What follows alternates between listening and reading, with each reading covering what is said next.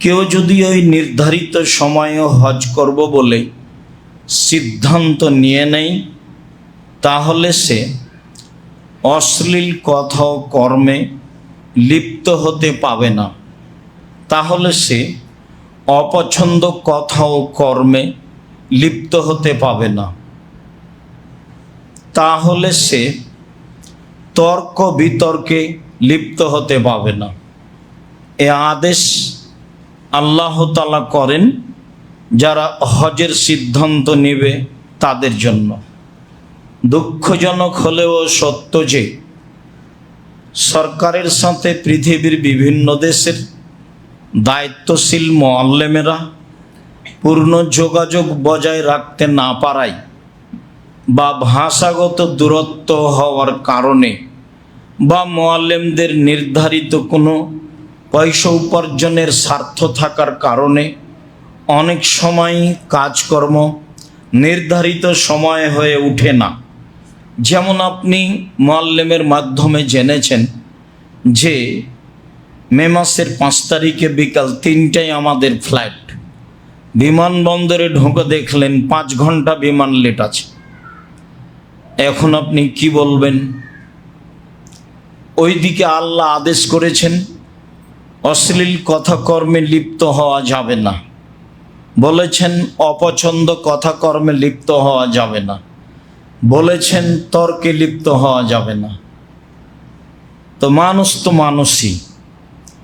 আবার যারা বিত্তশালী বা একটু ক্ষমতাধর বা একটু বোকা টাইপের, তারা তো একবারে কঠিনভাবে জড়িয়ে পড়ে, যা ইচ্ছা তা মুআল্লিমকে বলে দেয়। মুআল্লিমেরও কিছু স্বার্থ থেকেই যায়। জিদ্দা বিমানবন্দরে নেমে বাস পাওয়া যাবে বলা হয়েছিল, ঘন্টার ঘন্টা বসে আছি, বাস নেই, কি করার আছে? বলা হয়েছিল ভালো হোটেল হবে, হোটেলে উঠে দেখি টয়লেটে পানি উঠে আছে, একটাও যে মিল নাই।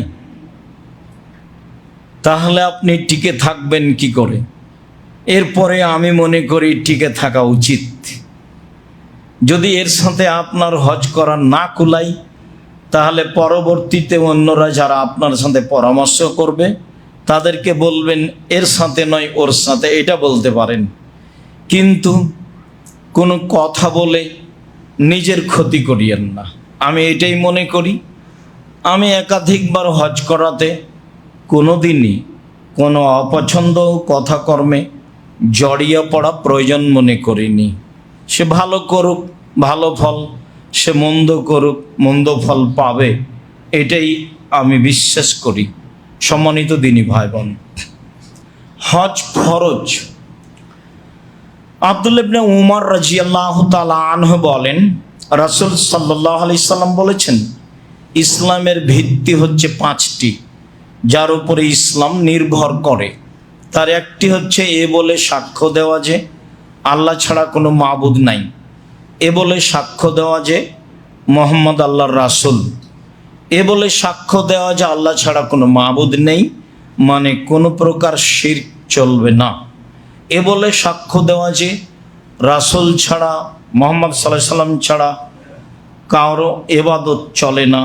তাই আমি সাক্ষ্য দিচ্ছি মুহাম্মদ আল্লাহর রাসূল, রাসূলের নিয়ম নীতি ছাড়া কোনো ইবাদত করা যাবে না। 2, 5 ওয়াক্ত সালাত আদায় করা। 3, যাকাত প্রদান করা। 4, রমজান মাসে সিয়াম পালন করা। 5, সম্ভব হলে হজ করা। অত্র 5টি বিষয়ের উপরে ইসলাম নির্ভর করে বলে রাসূল সাল্লাল্লাহু আলাইহি সাল্লাম বলেছেন। মানে হজ হলো ইসলামের একটি ভিত্তি, স্তম্ভ, যা সময় হলে মানুষকে করতেই হবে, মানুষ করতে বাধ্য। একাধিকবার হজ করতে পারে, একবার ফরজ বাকি নফল। উমরাও তাই করতে পারে। তবে বিভিন্ন দেশ থেকে, এদেশ থেকে রমজান মাসে যেভাবে হজ করতে যাচ্ছে, তা বাস্তবতায় আমার মনে হয় এইটা একটা লোক দেখানো ফ্যাশন মাত্র। তাছাড়া সে তো বেশ যাচ্ছে বন্ধু বান্ধব, আত্মীয় স্বজন, আহাল পরিবার নিয়ে, তারপরে কত ছবি আর কত কি, কিসের তওয়াফ, এগুলি সব মিলে আসলেই কি উমরা, আসলেই কি হজ?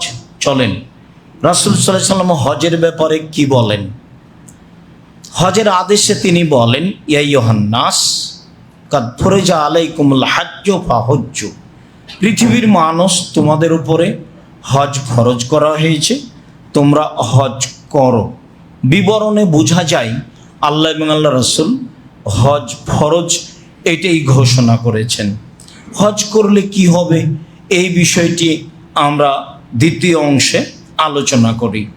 হজ করলে অনেক ফল রয়েছে।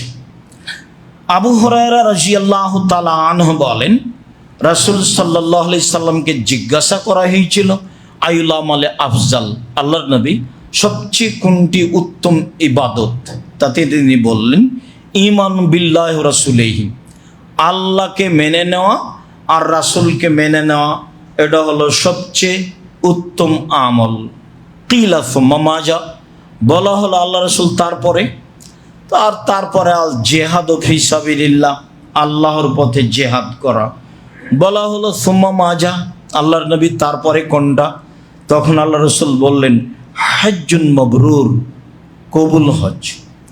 অত্র বুখারী মুসলিমের বিবরণে উত্তম আমল হিসেবে 3 নম্বর স্থানে হজকে উল্লেখ করা হয়েছে, যা আবু হুরায়রা রাদিয়াল্লাহু তাআলা আনহু বলেন। আবু হুরায়রা রাদিয়াল্লাহু তাআলা আনহু বলেন, রাসূল সাল্লাল্লাহু আলাইহি সাল্লাম বলেছেন, মান হাজ্জা লিল্লাহ ফালাম ইয়ারফুস ওয়ালাম ইয়াফসুক, কেউ যদি আল্লাহকে সন্তুষ্ট করার জন্য হজ করে, অশ্লীল কথা ও কর্মে জড়িয়ে না পড়ে, অপছন্দ কথা ও কর্মে জড়িয়ে না পড়ে, তো রাজা কাইয়মিন ওয়ালাদাত উম্মুহু, তাহলে লোকটা ফিরে আসে সেই দিনের মতো হয়ে যেদিন তার মা তাকে জন্ম দিয়েছে, নিষ্পাপ হয়ে ফিরে আসে। কথাগুলি আমরা অত্র দাওয়া সেন্টারে প্রথম জুমাগুলি হচ্ছিল তখন আমরা বলেছিলাম, মানুষ কি কি আমলে সেই দিনের মতো হয়ে যায় যেদিন তার মা তাকে জন্ম দিয়েছে, নিষ্পাপ হয়ে যায়। সম্মানিত দিনী ভাই বোন, তার একটা অংশ ছিল, লম্বা কথা নেই, সুন্দর করে অজু করে পায়ে হেঁটে মসজিদে গিয়ে জিকির আজকার করলে লোকটি হয়ে যায় সেই দিনের মতো যেদিন তার মা তাকে জন্ম দিয়েছে, নিষ্পাপ হয়ে যায়। অত্র হাদিসে রাসূল সাল্লাল্লাহু আলাইহি সাল্লাম হজের অনেক ফজিলত উল্লেখ করেছেন বলেই আমরা মনে করি। আবু হুরায়রা রাদিয়াল্লাহু তাআলা আনহু বলেন, রাসূল সাল্লাল্লাহু আলাইহি সাল্লাম বলেছেন, আল উমরাত ইলাল উমরাতে কাফফারা, একবার উমরা করেছেন এক সময়, আবার যখন উমরা করবেন 6 মাস বছর পরে, মধ্যে যে পাপ হয়েছে সেটা মিটে যাবে 2 উমরার মধ্যের পাপ উমরার কারণে, এ কথা মুহাম্মদ সাল্লাল্লাহু আলাইহি সাল্লাম বলেন।